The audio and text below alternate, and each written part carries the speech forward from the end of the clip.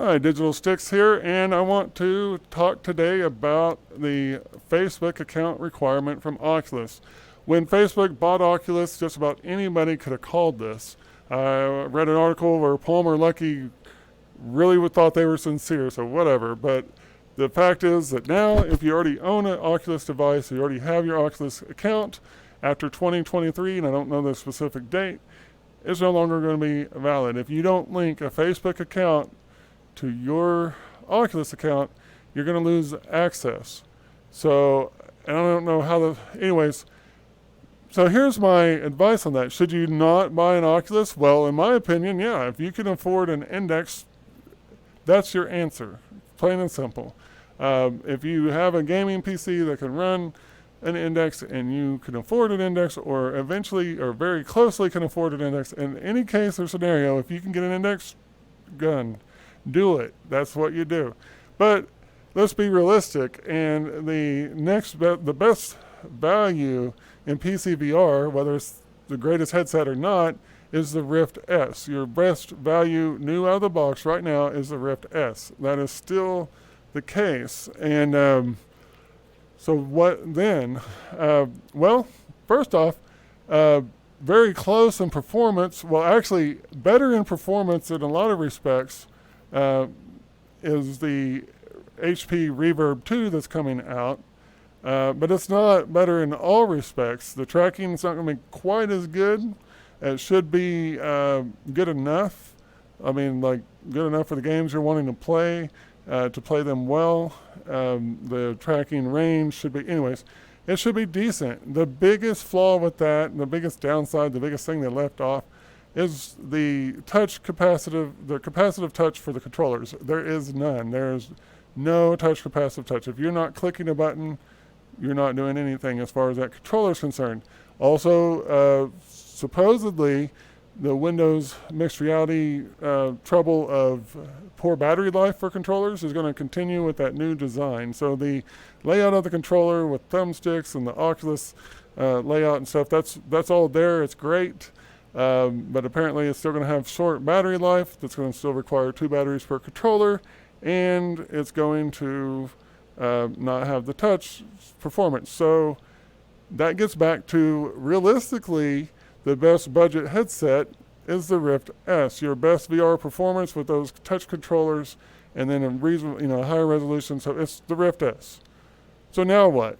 You don't have the money for an Index, and you really want VR, and this is a good headset, but you got to link a Facebook account. Well, here's my answer to that. Go ahead, link a Facebook account, use a device, but do not buy your games from Oculus. If Steam sells it, don't buy it from Oculus. It's a no-brainer. That's how you deal with it. I could see the writing on the wall when I had my Rift, and I just got more and more uneasy about it. And long before I even was interested in an Index, or even before the Index was announced, I started buying my games only through Steam VR.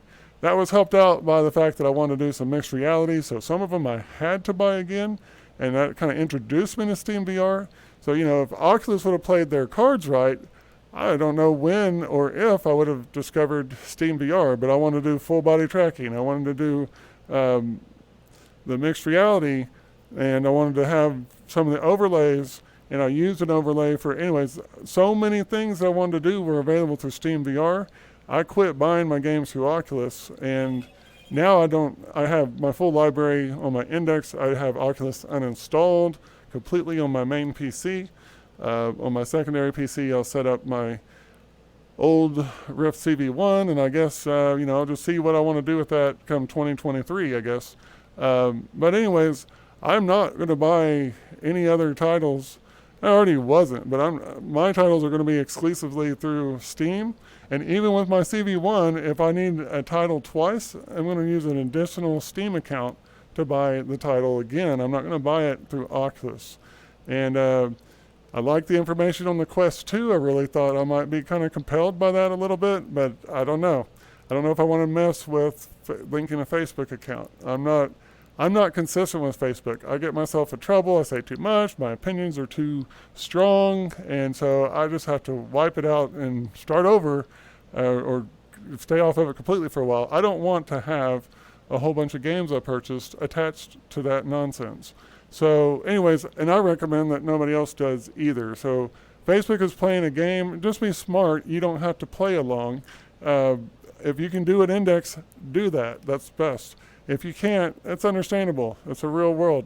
But don't buy your games through Oculus. Don't have your games linked to a social media account that one day you may wish to discard altogether. So anyways, I hope that helps. And I hope people take it to heart. But anyways, obviously I'm not sponsored by Facebook. I don't get early preview devices. I don't have anything of this sort influencing my opinions on these matters.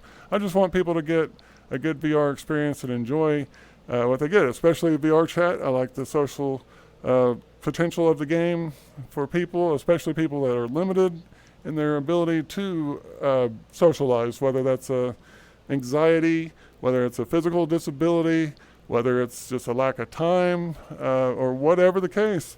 I know it was a great help to me while I've been in college to have a social life. I've watched other people be helped by it. It's a really great game, so I hope for people to get a good value and make the most of it. And so with that in mind, again, you can still get a Rift S. It'll still be a great headset for the game. You can either link a burner Facebook account to it, or just make sure you don't buy your software through the Oculus store, and you're going to be good. You can still use it with Steam VR. Now keep in mind that one day Oculus may then cut off Steam VR. It wouldn't surprise me. They essentially had hoped to do that with the Quest. That's why they didn't add the PC support. So keep that in mind, that you're basically buying a headset that at any time could be rendered obsolete. Now that's true for all of them.